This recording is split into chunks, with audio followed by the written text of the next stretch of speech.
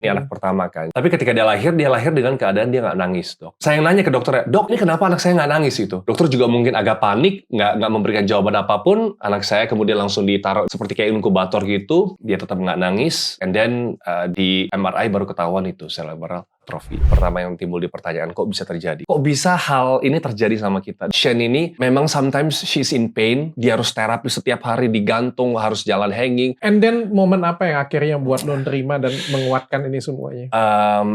Ini anak yang luar biasa sih, dok. Dia tuh setiap hari bangun dengan tersenyum. Itu seakan-akan dia ngomong bahwa setiap tarikan nafasnya itu adalah mukjizat gitu. Karena harusnya mungkin dia udah nggak selamat mungkin dulu gitu. Tapi ya Tuhan yang berikan nyawa, Tuhan yang berikan keselamatan. Sometimes pernah nggak sih lo terpikir bahwa, aduh, kasihan juga dengan mereka ini? Iya. Cukup dengan tanya dokter Richard. Gue panggilnya apa nih? Jeju boleh. Javier Justin. Yes. Tangan lu kenapa? Kemarin tuh abis ini, dok, ada sedikit olahraga terus tekilir gitu ya, ligamennya agak sedikit bengkak, jadi pakein support biar nggak terlalu goyang. Gitu, Oke, tapi nggak patah kan? Nggak, aman, puji Tuhan. Aman kan? Yes. Oke. Umur berapa lo? Saya 37, dok. Kelahiran 87. Oke. 37 Kelihatan tahun. nggak kelihatan nih sudah tua ya, masih kelihatan bujangan gitu. Kayaknya karena pakai skincare ya. Tapi udah married? Udah married, puji Tuhan, dok, udah married. Orang mana? Orang Medan? Saya orang Medan. Sama kita, sama-sama. Iya ya. Kalau ngomong Palembang, aku ngomong Palembang ya kan. Enggak, aku lahir juga di Medan. Oh, lahir di Medan, dok. Ya, tapi gedenya di Palembang. Oke, ya. Kalau aku sampai kuliah baru ke Jakarta. SMA tuh masih di Medan gitu. Jadi masih paham Hokkien semuanya tuh masih lancar aku. Oh, jago ya. Iya. Sekarang apa kesibukan lebih kemana? Kesibukan aku di Insert sama di Koli Barbar. Kalau Insert itu infotainment, kalau Koli Barbar tuh dia masak-masak di hutan, terus kita makan-makan gitu, dok. Oke. Gitu. Ini hari ini kita memperingati hari Ayah Nasional. Ayah Nasional. Happy Father's Day semuanya. Tapi nggak kelihatan lu sebagai ayah. Serius ya, dok? Iya. Banyak nggak cewek yang deketin sih sebenarnya? Cowok. Cewek dan ya puji Tuhan sih, dok. Cuman ya kayaknya kalau yang deketin aku tuh. Ya sebenarnya. Yang deketin aku tuh kayaknya ini ya, lebih ke nanya tips gitu ya. Tips masih gimana cara ya mungkin tetap handle anak yang spesial gitu. Oh, lebih tapi ke gitu tantangan jadi seorang laki-laki yang parubaya.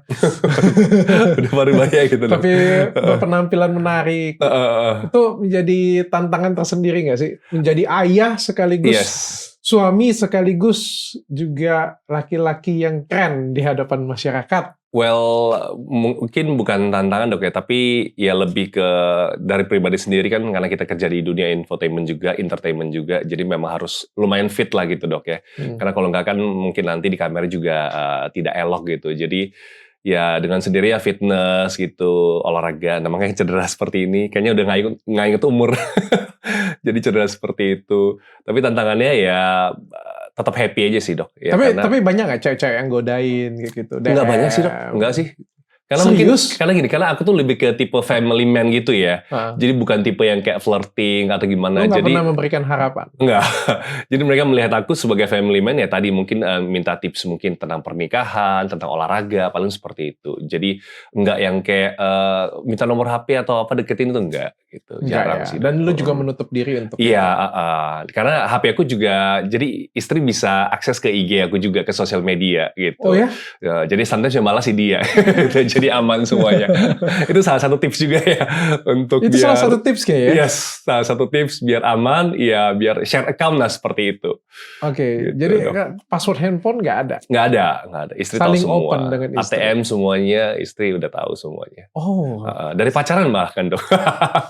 Dari pacaran ketika aku udah mutusin dia akan jadi istri aku, jadi semuanya udah open. Oke. Gitu, Dan dok. kayak gimana? Anak yang pertama umur berapa? Anak yang pertama hampir 9 tahun sekarang. Yang kena cerebral atrophy, anak yang pertama? Benar. Cowok, cewek? Gitu. Cewek. Cerebral atrophy. Cerebral Apa sih atrophy. cerebral atrophy? Jadi gue pura-pura nggak tahu juga ya. Padahal dokter udah paling ngerti ya. Jadi sebenarnya ini juga it's a very shocking news untuk kami berdua juga dok, karena ini anak pertama kan. Jadi sebagai orang Medan anak pertama tuh kan, wah kita bikin yang sesempurna mungkin. Bahkan ketika dia lahir tuh kayak ada AI yang bikin jakpo dan lain sebagainya gitu. Jadi kita sudah persiapkan semuanya. Tapi ketika dia lahir dengan keadaan dia nggak nangis dok. Gitu, nggak nangis, dan kita nggak ngerti nggak nangis bagi kita, oh ya udah nggak nangis mungkin karena dia nggak sedih kali ya, tapi ternyata semua bayi lahir tuh harus nangis, kalau nggak bisa ada kayak brain damage gitu, karena kekurangan oksigen di otak, ada brain damage, kemudian gas score-nya rendah gitu. Nah jadi pas awal kita nggak ngerti, jadi pas awal saya tuh masih videoin dok, saya masih video proses kelahiran Shenwell itu, terus kemudian itu dengan cara normal, saya videoin. Nah setelah dokter deliver the baby, itu saya tunggu sampai sekitar 5 atau 6 detik gitu. Terus dia nggak nangis, makanya saya heran. Lah, saya nanya ke dokter, dok, ini kenapa anak saya nggak nangis gitu? Dokter juga mungkin agak panik, nggak memberikan jawaban apapun. Anak saya kemudian langsung ditaruh di seperti kayak inkubator gitu. Dan bahkan juga mungkin dokter jaga yang handle gitu ya dok ya. Jadi semuanya udah pasang infus, kayak alat bantu nafas dan sebagainya gitu. Tetap nggak menangis. Dan kelihatannya seperti lemas sekali, seperti udah nggak ada gitu. Nah, jadi dari sana kemudian kita bingung, kita decide untuk bawa ke dokter lain, dia tetap nggak nangis, and then di MRI baru ketahuan itu cerebral atrophy. Oh, berarti dari lahir? Dari lahir dok. Jadi gini, sebenarnya ketika dari kandungan, ada dokter yang berkata ini tuh aman semua gitu. Mungkin proses kelahirannya kah, kita nggak tahu gitu. Atau mungkin ketika lagi lahir, ya itu masih misteri sih dok sampai sekarang. Jadi harusnya kalau atrofi ini kan mengecil kan? Iya bener dok. Harusnya di kandungan kelihatan harusnya ya. Dari kandungan sih sebenarnya. Cuman, nah apakah mungkin dokter kandungan ketika itu dia nggak ngecek lagi kah atau gimana gitu? Tapi awal-awal aman. Jadi awal-awal tuh memang sesuai dengan umurnya gitu. Nah mungkin setelah ke 8 atau 9 bulan saya nggak tahu gitu. Apakah dokter nggak ngecek atau gimana? Kita sebagai awam kita nggak ngerti gitu dok. Gitu. Gimana perasaan lo ketika dapat mungkin gue ngomong musibah juga berkat sekaligus mungkin dari Tuhan ya. Dapat anak dengan spesial seperti itu. Awalnya ya kita takut dok, jujur takut sekali gitu, karena maksudnya kita belum ada experience untuk handle anak seperti ini sama sekali. Ini the first kid gitu ya, the first child, jadi kita bingung. Dan itu tuh daily dok, tiap hari. Karena Tiffany itu kan suapin Shenwell gitu. Nah, dia tuh seperti ada global delay juga. Jadi kalau misalnya anak biasa, umur berapa udah bisa makan lahap gitu. Shen nggak bisa. Jadi Shen setiap kali disuapin, dia muntah. Dia kesedak, dia muntah gitu. Jadi every day, day by day itu kejadian seperti itu. Jadi kita ya mungkin sempat stres juga, sempat down juga gitu. Dan yang aku rasain adalah kok bisa terjadi sama aku gitu. Itu yang pertama yang timbul di pertanyaan, kok bisa terjadi? Karena kita berdua tuh mungkin bukan orang yang paling baik, tapi kita bukan orang jahat gitu dok. Jadi aku nggak ngerokok, nggak clubbing, nggak apa gitu, nggak ngobat sama sekali gitu. Jadi kok bisa hal ini terjadi sama kita? Dan bahkan ketika awal Shen lahir tuh dia seperti agak kejang gitu dok. Dia seperti kayak memukul-mukul diri sendiri. Makanya sampai nggak bisa tidur, sampai di hari pertama tuh dokter kasih obat tidur. Bayangkan baby berumur 1 hari tuh dikasih obat tidur gitu. Karena dia nggak bisa tidur gitu. Nah, itu timbul dalam pertanyaan tuh kok bisa nih terjadi sama aku dan Tiffany gitu. Ya nggak sampai menyalahkan Tuhan, puji Tuhan, tapi kayak merasa kok bisa ya, maksudnya terus kita ke depannya harus seperti apa gitu. Nah, and then momen apa yang akhirnya buat lo terima dan menguatkan ini semuanya? Momennya adalah karena aku merasa aku tuh sebagai pria tuh nggak boleh lemah gitu dok. Gitu. Jadi karena aku sebagai pemimpin rumah tangga, kalau misalnya aku lemah, ya gimana istriku dan anakku gitu. Jadi itu malam pertama aku ingat sekali Shen lahir, terus kemudian dia dibawa ke seperti kayak NICU gitu. Biasa kalau misalnya baby lahir bisa dijenguk sama teman-teman, ini enggak gitu, karena dia berada di NICU gitu. Jadi aku sama Tiffany kita berpegang tangan, kita decide untuk kita mau cari Tuhan gitu dok. Kita decide bahwa kita merasa bahwa ini kalau tanpa Tuhan kita pasti gila, antara gila atau cerai, udah pasti gitu. Karena saling menyalahkan pasti gitu. Jadi aku sama Tiffany kita pegangan tangan, saya berlutut untuk pertama kalinya, saya ngomong Tuhan yang create Shenwell, Tuhan yang punya spare part-nya gitu. Cuman Tuhan yang bisa tolong gitu. Jadi kami sepakat ketika itu kami langsung berdoa. Karena ada 2 pilihan kan dok. Pilihan pertama, udahlah nyerah lah. Maksudnya udahlah gila sekalian lah. Maksudnya apa, pusing apa semua. Atau pilihan kedua, frustasi gitu. Atau pilihan kedua, kita cari Tuhan walaupun masih lemah gitu. Tapi kita cari Tuhan minimal kita ada harapan gitu. Jadi kita makin sering ke gereja, kita pujian penyembahan setiap hari, kita berdoa, kita tumpang tangan, kita doain untuk Shanuel, kita perintahkan dalam nama Yesus sembuh, pertumbuhan gitu. Jadi sebenarnya Shanuel ini lahir itu bawa berkat tersendiri dengan keluarga kalian yang buat kalian jadi lebih dekat dengan Tuhan. Benar dong. Lebih dekat dengan family, lebih dekat dengan Tuhan. Yes, lebih dewasa, lebih beriman. Makanya ini blessing in disguise seperti yang kata dokter bilang gitu, berkat terselubung. Gitu dok. Cuma memang ya nggak mudah dok. Jalaninnya everyday nggak mudah. Belum lagi kadang ada orang ngomong gitu kan, kami juga pelayanan di gereja gitu ya. Ya sebelum melayani di gereja, layani dulu anakmu aja belum sembuh, kamu berdoa bagi orang lain gitu. Jadi ya ada beberapa omongan seperti itu gitu. Ya itu yang kami harus lalui setiap hari lah. Keadaan Shanuel sekarang bagaimana? Umur 9 tahun. Shanuel umur 9 tahun. Puji Tuhan makannya sudah semakin oke, makannya sudah semakin padat, karena biasa kalau orang CP itu harus langsung pasang selang di perut dok, gitu. Tapi Shanuel puji Tuhan dia bisa makan. Ini cerebral atrophy kan? Cerebral atrophy yang bukan kemudian palsy. Nah awalnya seperti cerebral atrophy dok itu, terus kemudian seperti kayak symptomsnya itu cerebral palsy. Oh mirip dengan cerebral palsy. Bener gitu. Awalnya triggernya adalah atrofi tadi gitu, karena dia nggak nangis, kekurangan oksigen, otaknya tidak berkembang dengan sempurna, kemudian jadi cerebral palsy. Gitu. Nah jalan belum bisa, tapi kita pakai alat dok. Terus kemudian ngomong juga belum bisa, tapi nggak apa-apa kita pakai language gitu, sign language lah gitu. Jadi Shanuel mau apa enggak gitu, nanti dia akan pilih yang mau atau dia akan pilih yang enggak. Oh ya? Gitu. Dia ngerti puji Tuhan, cuman memang dia belum bisa. She can do it ya, bisa nggak? Bisa dok. Jadi ya it's a miracle sih. It's a miracle makanya. Dan ini anak kita anak yang luar biasa sih dok. Dia tuh setiap hari bangun dengan tersenyum. Itu hebat loh. Saya anak kedua kadang dibangunin pagi dia kesel, dia nangis, dia nggak mau sekolah gini. Anak yang pertama Shanuel dibangunin jam berapapun dia akan happy, dia akan smile. Itu seakan-akan dia ngomong bahwa setiap tarikan nafas itu adalah mukjizat gitu. Karena harusnya mungkin dia udah nggak selamat mungkin dulu gitu. Tapi ya Tuhan yang berikan nyawa, Tuhan yang berikan keselamatan. Oke. Anak kedua sehat. Anak kedua puji Tuhan sehat gitu. Tapi kita memutuskan untuk sesar gitu dok. Sesar kenapa? Trauma. Benar dok, trauma.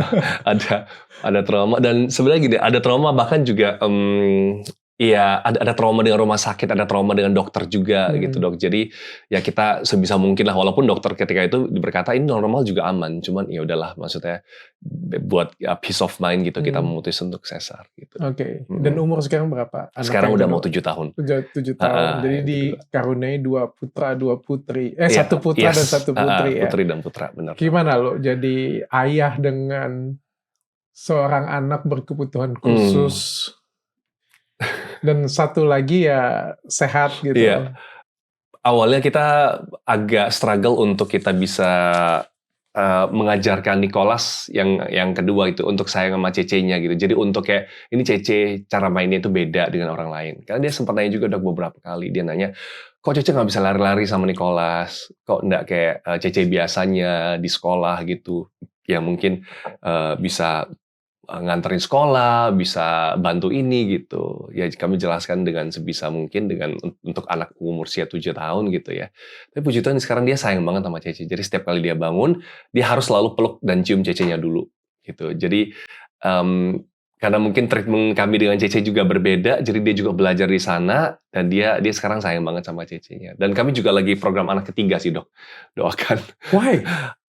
Karena gini dok, karena saya kenapa merasa, program maksudnya? Iya, maksudnya program ya kami akan tentuin mungkin kesiapan kami dan lain sebagainya. Tapi kami itu pengen ada teman untuk Nicholas juga gitu. Nanti ketika dia besar dia bisa jaga Cece-nya sama-sama. Gitu dok. Dan kemarin aku baru ke pemakaman salah satu teman punya ayah. Dan di sana tuh kayak rame gitu dok. Jadi berikan sense of kalau misalnya aku dan Tiffany one day udah nggak ada gitu, Nicholas atau Shane tuh nggak sendirian, tapi ada lagi adiknya yang bisa bareng gitu. Apalagi kan Shane spesial, jadi ada kayak dua orang yang jaga Cece-nya. Oh gitu. Apa bedanya single bujangan sama sudah jadi ayah? Kalau single bujangan tuh I live for myself gitu dok. Enak mana dulu? Apa ya dok ya? Kalau misalnya enak mana mungkin enak menikah. Tapi kalau lebih simpel mana sudah pasti lebih simpel bujang gitu. Tapi ketika menikah itu I find sense of purpose dalam hidup aku. Yang aku kerja, aku capek. Tapi aku tuh capek buat siapa gitu. Aku ada feeling itu dok gitu. Purpose-nya itu aku dapat dalam hidup aku adalah untuk istri, untuk anak-anak aku gitu. Nah kalau bujang dulu ya sekolah, kuliah, main basket, main game, udah itu aja hidup aku. Jadi nggak ada purpose ya bagi aku ya gitu. Jadi sekarang sudah punya family, tanggungan memang iya, kadang bikin pusing, kadang bikin stres, tapi that's the beauty of life sih menurut aku tuh kayak sebagai pria ada fase di mana kamu bertanggung jawab dan itu serunya. Oke, kalau sebagai ayah dan sebagai suami, kalau misalnya gue tanya di sini, Iya dong. Yang mana sih menurut lo lebih prioritas? Ya, mungkin kalau dua-duanya pasti sayang lah ya, istri dan anak pasti sama-sama sayang ya. Tapi kalau menurut lo sendiri yang prioritas nomor satu yang mana? Istri atau anak dok ya? Istri. Why? Karena bagi aku kalau istri nggak bahagia, itu maka pernikahan nggak akan bahagia dan anak nggak akan dapat 100%. Jadi aku sama istri harus bahagia dulu, harus sukacita, harus fulfill, happy, and then baru kita bisa turunkan ke anak. Gitu. Oke, membahagiakan istri aja sudah membahagiakan anak ya? Bener. Itu ya, happy wife, happy life, it's true gitu. Jadi kalau istri bahagia, itu nggak tahu kenapa rumah itu happy dong. I don't know why gitu. Pokoknya istri happy itu ya, maksudnya semua yang dia mau tuh ada gitu, happy gitu, kita bawa jalan-jalan gitu, ada quality time. Itu rumah tuh kayak bersinar gitu, kayak enak gitu. Nah tapi kalau istri aku mungkin kadang kecapean, kadang mungkin aku kerja terlalu lama dan nggak care sama dia gitu, itu beda sekali gitu. Jadi ya dapat resepnya adalah istri yang bahagia akan membuat rumah yang bahagia. Istri yang bahagia akan membuat rumah yang bahagia. Iya, itu dah. Istri yang tercukupi membuat kita rezeki makin berlimpah. Amin, itu dia, itu juga dong. Benar. Tapi siapa yang lebih menguatkan tentang anak yang berkebutuhan khusus ini? Menurut lo atau istri sih sebenarnya? Ada on and off-nya sih dok. Jadi that's why dia adalah pendamping yang sepadan bagi aku. Karena ada di masa kayak aku kuat sekali, tapi kayak kemarin ada kejadian ketika aku dan Tiffany dan anak-anak kita liburan ke KL gitu dok. Jadi ada satu kejadian yang bikin aku lumayan down. Karena kita lagi ngantri lift, terus ada orang Malaysia, dia bilang, oh I also have a brother like her gitu back then gitu. Terus kita ngobrol apa semuanya. Terus intinya dia bilang, sayang-sayangi anak seperti ini ya gitu. Karena adik aku dia bilang ya udah meninggal gitu. Nah itu yang buat aku langsung down dan aku sadar bahwa anak-anak spesial tuh kadang nggak selamanya sama kita gitu dok. Jadi I don't know whether I can handle life without her or not gitu. Jadi sometimes kayak kerja buat dia, usahain semua yang terbaik buat dia. Sometimes mungkin kurang waktu spend time sama dia itu kayak ya doa sama Tuhan bahwa Tuhan berikan umur yang panjang untuk Shanuel gitu. Oke, Bo, aku boleh nggak tanya ini? Tapi kalau misalnya lu nggak berkenan, kita akan cut bagian ini nggak apa-apa ya. Aku pengen tahu POV-nya aja. Kebetulan aku juga punya anak kebutuhan khusus. Anak ketigaku autism. Tapi kan autism tentu sangat berbeda dibandingkan dengan cerebral palsy, cerebral atrophy, sindrom, dan lain sebagainya ya pasti ya. Aku nggak kebayang sih, aku dapat anak yang autism aja menurutku itu tantangan yang besar. Bukan cuma tantangan penerimaan, tapi juga tantangan dalam hal pendidikan, dalam hal pengobatan. Dan juga ya aku ngelihatnya mungkin anakku nggak tersiksa lah. Kita ngelihat dia masih still happy. Benar. Ya. Tapi kan ini berbeda dengan anak-anak yang lain yang mungkin lebih berat daripada itu ya. Seperti cerebral atrophy, cerebral palsy, atau mungkin beberapa gangguan jantung bawaan. Yang sebenarnya dia juga hidupnya juga dengan penuh penderitaan gitu ya. Benar. Gue pengen tanya pandangan lo mungkin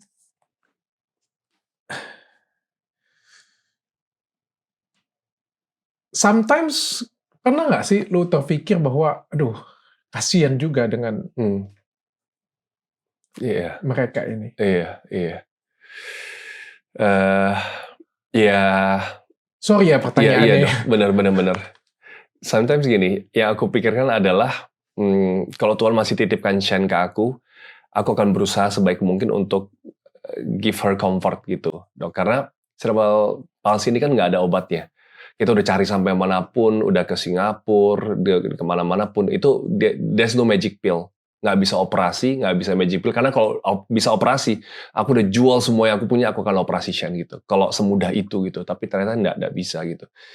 Jadi hidup Shane, kita berusaha untuk bikin senyaman mungkin, ya. Tapi itu dok ya. Jadi yang dalam benak aku adalah ya gimana aku bisa tetap bersama dengan Shane selama mungkin sampai Tuhan masih titipin dia ke aku akan berusaha sebaik mungkin untuk rawat dia gitu.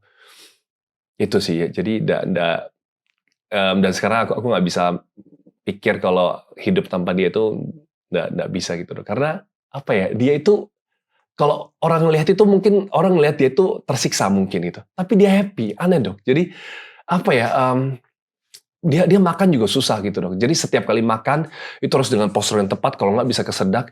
Dan banyak sekali teman-teman dia yang meninggal karena kesedak sama air ludah sendiri gitu. Kesedak sama air ludah sendiri bisa meninggal segampang itu gitu. Tapi dia happy gitu. Jadi itu yang memberikan kami kekuatan gitu. Bahwa Shane ini memang sometimes she's in pain. Dia harus terapi setiap hari, digantung, harus jalan hanging.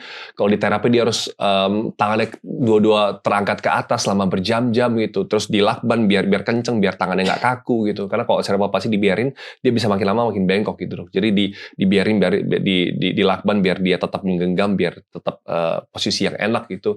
Berjam-jam physical terapi, belum lagi nanti oral terapi, semuanya berhari-hari gitu. Tapi dia happy. Itu yang membuat kami punya kekuatan baru gitu dok. Setiap hari melihat anak ini, bahwa anak ini mungkin ya struggle-nya ada, tapi dia tetap enjoy, dia tetap sukacita. Dan itu yang buat lo tidak pernah berhenti berjuang. Tidak pernah berhenti berjuang dok. Karena lo melihat ya, dia happy. Iya, dia tetap bahagia. Berjuang gitu dok. Dia tetap berjuang, dia bersukacita, itu yang menjadi kekuatan. Gitu. Obrolan apa sih yang sering lu lakuin kalau dengan Tiffany, kalau misalnya tentang Samuel, tentu kan iya. Bukan anak yang biasa. Iya dok.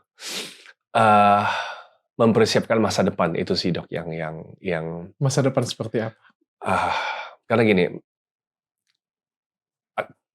kami berdua ini beriman, tapi tetap kami ya melihat memang kenyataannya seperti ini gitu. Jadi kami berdua sih beriman, Shane pasti one day sembuh, pasti disembuhkan sama Tuhan Yesus. Cuman kami juga menerima kenyataan bahwa sekarang dia belum sembuh gitu. Jadi apa yang bisa kami lakukan? Kalau dari segi aku ya aku kerja keras gitu dok. Jadi biar Shane tuh bisa nyaman hidupnya. Dan aku nggak mau jadi orang tua yang bebanin semuanya kepada anak yang sehat gitu. Contoh Nicholas, oke, Dedi udah nggak ada, Nicholas sekarang urus Shane ya, enggak gitu. Jadi aku berusaha semaksimal mungkin dalam cara mungkin beliin aset atau apa. Jadi one day ketika Nicholas jaga JC-nya, dia nggak merasa terbebani minimal di area finansial gitu. Minimal Dedi maminya sudah siapin, mungkin dia bisa punya suster yang jagain, jadi Nicholas tinggal maintain gitu. Jadi minimal itu yang sekarang aku ngerti dok ya. Mungkin ke depan aku bisa ngerti yang lebih hal yang banyak lagi. Cuma sekarang yang aku ngerti adalah kerja keras biar anak hidup nyaman. Jadi ketika one day aku nggak ada, Nicholas itu nggak terbebani gitu. Bro, kita pindah ke topik selanjutnya kali ya. Siap dok. Nggak semua, kita kan sebagai orang tua pasti sayang banget dengan anak ya. We do the best for the kids ya. Kita pokoknya kalau jadi dokter itu paling enak tuh dokter obgyn sama dokter anak sih. Karena orang tua tuh nggak pernah pelit kalau dengan anak. Itu dia. Nggak pernah nawar, nggak pernah diminta diskon. Kalau datang ke dokter penyakit dalam gitu, dok, obatnya ada yang generik nggak? Obatnya ada yang ini nggak? Pemeriksaannya bisa dikurangin nggak? Gitu kan? Kalau ke dokter anak itu cari dokter anak yang paling bagus. Gitu, ya. Yang mana dok? Yang terbaik untuk anak saya. Gitu, ya. Benar. Masalahnya anak lakukan seperti itu dengan orang tua. Iya. Itu memang lu sendiri deh. Itu memang kita. Bener dong. Ya memang kalau anak sudah punya keluarga, dia pasti akan mengutamai keluarganya. Kayak dokter tadi bilang gitu ya. Maksudnya kalau kan pilihan cuma dua. Kalau anak itu kalau sudah menjadi seperti saya, pilihannya cuma istri atau anak, bukan orang tua. Benar kan? Jadi kalau misalnya anak sakit nih ya, kita kemampuan ekonomi menengah ke atas lah. Menengah ke atas, nggak ke atas banget lah. Kalau anak sakit kan kita cari dokter yang terbaik. Benar. Mau berobat dimanapun kita jual. Benar dok. Kalau bisa Senol sembuh, apapun gue jual. Yes, Sekarang gue dok. tanya, Yes. kalau nyokap lu kayak gitu, lu lakuin hal yang sama nggak? Belum tentu kan? Ini pertanyaan yang susah gitu. Tapi puji Tuhan saya belum harus ngalamin itu pakai puji Tuhan gitu. Cuman kalau aku tuh dibesarkan tuh single parent dok. Jadi papaku udah meninggal di usia muda. Di usia aku 15 tahun papa udah meninggal gitu. Dan papa juga kayak ritme itu sama seperti aku dok. Dia kerja keras sampai dia kena hepatitis gitu. Terus kemudian dia meninggal gitu. Tapi dia meninggalkan banyak aset untuk mama dan aku gitu. Jadi seperti kayak dia kerja keras tapi dia sacrifice-nya adalah untuk kenyamanan istri dan anak-anaknya gitu. Nah, jadi dari sana aku sayang banget sama nyokap. Jadi kalau misalnya pertanyaan itu, ya mungkin I'll do the same for my mom gitu. Karena aku dibesarkan single parent dan aku ngerti betapa capeknya, betapa susahnya untuk raise 2 boys dan sampai sukses seperti sekarang gitu. Jadi dan aku juga harap anak aku ngelakuin hal yang sama gitu. Tapi pun kalau enggak, ya it's okay lah. That's it. Itu pertanyaannya sebenarnya bro. Bener. Karena kita nggak bisa mengharapkan anak-anak itu memberikan kasih yang sama dengan kita. Setuju dok. Kalau misalnya one day lu punya anak yang ya banyak di luar sana anak-anak yang nggak ada guna sih. Kayak gimana bro menurut lu? Menurut aku emang sudah sewajarnya orang tua lebih sayang kepada anak dibanding anak lebih sayang kepada orang tua sih. Karena gini dok, dulu ketika papa aku mau operasi, dia tanya gitu, kalau Koko kan panggilan Koko sumbang organnya ke papa, mau nggak gitu? Saya bilang nggak mau. Gitu. Karena saya takut gitu dok. Gitu. Tapi dibalik kalau misalnya orang tua, kalau anak yang butuh, orang tua pasti udah langsung lakuin gitu. Jadi dari sana saya belajar bahwa iya, kadang anak nggak ngerti nggak apa, kalau dipilih mungkin anak nggak akan mau gitu. Tapi kalau orang tua, they will do anything gitu. Dan aku ngelakuin hal yang sama. Dan mungkin aku nggak akan nuntut hal yang sama juga gitu. Karena aku tahu bahwa one day ketika aku perlu dan cucu aku perlu, ya anakku ya go ahead urus cucu nggak masalah. Gitu. Air itu mengalir dari atas ke bawah ya. Yes dok. Dan jangan pernah berharap air itu mengalir dari bawah naik ke atas. Itu dong. Jadi aku jadi orang tua yang anak itu bukan investasi gitu, enggak. Justru kita yang memberi terus gitu. Anak itu bukan jalan keluar untuk kita pensiun, enggak gitu. Nah makanya sekarang, sekarang aku ya kerjanya gila-gilaan gitu dok. Untuk apa? Untuk mempersiapkan pensiun aku one day biar nggak beratin anak dan juga untuk support anak terus gitu. Ya mudah-mudahan mereka jadi orang yang berguna ya dok ya. Iya. Tapi di sisi itu gue setuju sih. Tapi ada sisi yang mungkin di endingnya gue nggak sampai sekarang sampai hari ini gue nggak begitu sepakat sih. Kayak misalnya kita provide semuanya ini untuk anak aku kayaknya nggak. Walaupun posisinya aku mampu, aku punya perusahaan cukup besar gitu kan, aku punya semuanya. Tapi kalau sampai hari ini sih aku nggak berpikir seperti itu. Aku malah berpikirnya adalah kita tukar diskusi lah ya. Iya dong. Bayangin nggak kalau misalnya nih ya, bokap nyokap lo banyak duit. Kita aja deh benchmarknya gitu ya. Bokap nyokap lo banyak duit. Yes. Lu respect nggak dengan mereka? Respect Banget ya. Kayak kita sama katakan aja lah ya dengan biasa. Oke. Yes. Tapi kalau misalnya nih bokap nyokap lo itu nggak ada duit dan tergantung dengan lo terus minta duit kayak gitu ibunya bahkan setiap bulan ada yang lepas dari ada yang nyebelin lagi ya gitu punya kebutuhan. Sama respectnya atau kurang respectnya? Pasti secara manusiawi pasti kita merasa bahwa ya sedikit itu dok ya maksudnya. Tapi kalau misalnya orang tua itu nggak pernah kayak gini dengan anak, jadi kayak mereka punya usaha sendiri dan mereka punya duit sendiri kayak gitu punya. Bahkan anaknya itu ada dalam satu perusahaan orang tuanya. Benar. Respect nggak? Respect banget. Benar. Nggak akan berani mau ngapa-ngapain. Benar, setuju dok. Dan ya itu sebenarnya resep yang sempurna, ya bisa dibilang sempurna sih dok. Itu seperti kayak mama aku juga dok. Papa aku ninggalin semuanya, tapi mama aku nggak kasih aku. Tapi kalau ada apa-apa dia support itu, ngerti ya? Jadi sama seperti yang dokter bilang tadi. Let's say orang tua kita kaya, tapi nggak serta-merta kasih semuanya kepada anak, which is juga bisa hancur. Tapi orang tua tetap maintain gitu. And I wanna be that parent gitu. Mungkin seperti dokter juga gitu. Jadi kita tetap pegang kendali. Tapi kita akan support kalau dia butuh gitu. Jadi kita kayak jadi safety net lah gitu lah dok ya. Dan anak tuh lebih respect. Aku setuju sih dok. Aku setuju di area itu. Dengan Gitu. orang tua yang seperti itu. Jadi Benar. sebenarnya kita orang tua itu juga harus nunjukkan martabat dignity kita. Benar. Dengan cara memang nggak minta dengan anak dan Yes. menganggap anak bukan investasi. Yes, Gitu. setuju. Dan aku menganggap bahwa anakku harus satu-satunya yang aku bisa kasih ke mereka adalah sekolah. Iya, benar. You mau apa? Yes. Mau sekolah sampai mana? Ayo, aku bantuin. Kamu mau Yes. apa kayak gitu? Kamu sanggupnya di mana? Iya. Ayo. Kalau kamu mau S2, ayo. Iya, Mau di luar negeri, ayo. Benar. Setelah itu, Yes. aku udah selesai. Yes. Jalani hidupmu. Benar. Dan setelah itu harusnya mereka udah bisa nyari duit sendiri dong. Kalau enggak, sayang S2-nya. Berarti Iya. S2-nya buat apa? Ya toh, bener. Kalau udah sampai S2 ke Amerika kemana, masih minta duit sama orang tua sih ya agak kebangetan ya dong ya kayaknya. Dan akhirnya antara dua ya, kalau nggak anaknya yang rusak, kita kayak ngerusakin anak gitu kan, buat dia mereka jadi manja, buat mereka jadi brengsek, jahat gitu. Atau yang kedua ya, jadi mereka jadi nggak respect dengan orang tua. Makanya kan there's a saying, tough time create tough men. Ya kan? Tough men create easy time create weak men. Ya, itu aja terus dok, ya kan? Ketika mungkin zaman orang tua kita atau mungkin kita itu hidup susah, kita akan kuat gitu. Nah, orang yang kuat itu akan create ya saat-saat yang enak lah seperti inilah. Masih dokter udah punya semuanya gitu. Nah, kalau misalnya anak nggak digembleng, dia akan menjadi ya weak man gitu. Nah, weak man baru create tough times lagi gitu. Balik lagi seperti itu. Gitu. Jadi itu yang agak ngeri sih dok itu memang. PR orang tua lah gitu. Iya, PR orang tua ya. Dan tua. Uniknya itu kita tuh harus selalu belajar masalahnya. Kita nggak ada yang namanya guru sempurna, jadi kita setiap hari harus belajar. Benar dok. Dan nggak ada keluarga yang sempurna juga. Yes. Tapi ujian terbesar lu sebagai suami dan ayah? Salah satunya adalah ya Shen itu, dok. Itu ujian terbesar. Jadi ketika dapat Shen kan kami we are young couple kan, baru menikah. Itu baru menikah berapa bulan gitu dok.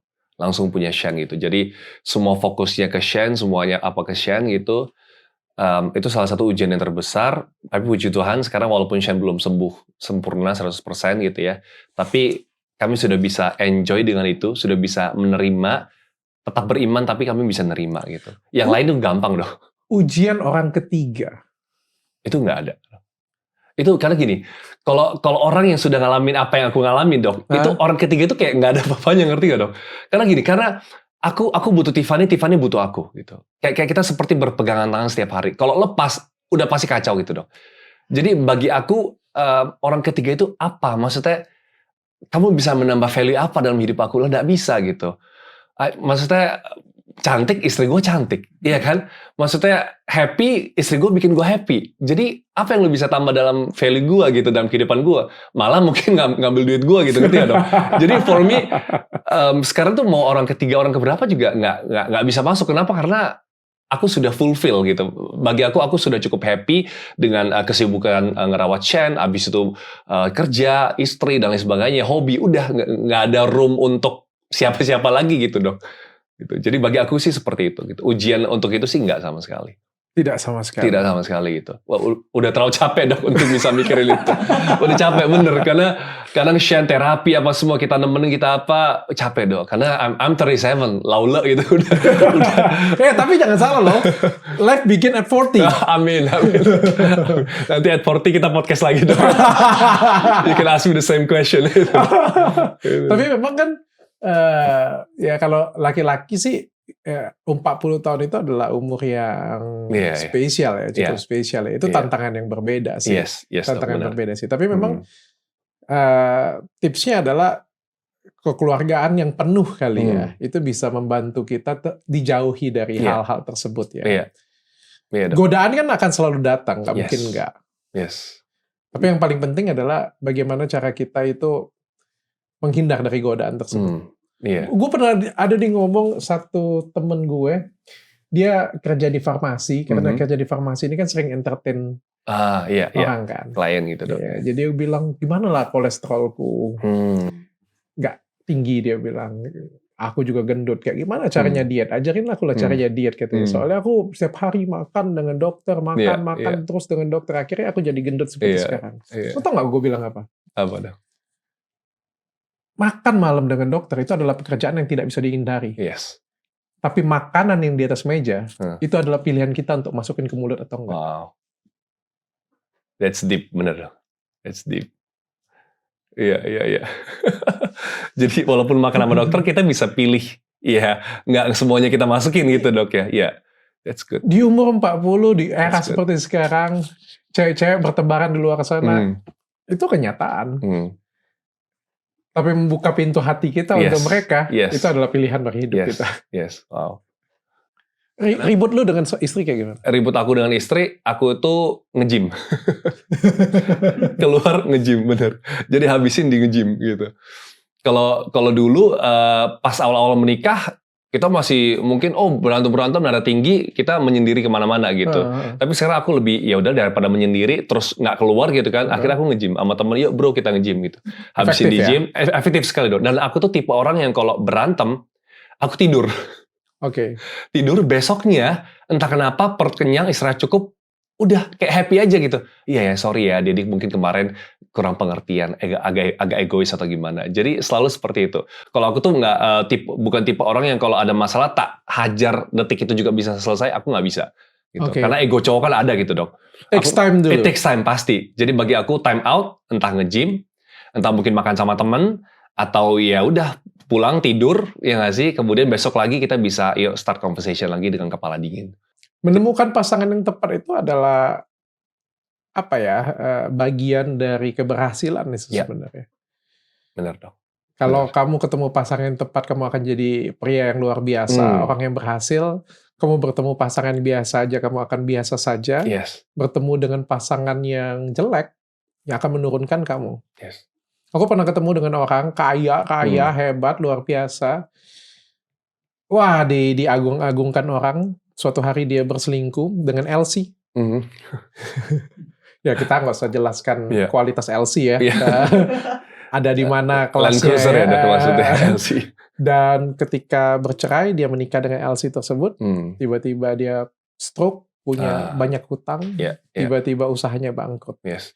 Artinya menemukan pasangan yang tepat akan menentukan levelmu ada di mana. Benar. Xavier Justin. Terima kasih. Thank you dok. Thank you so much. Cukup dengan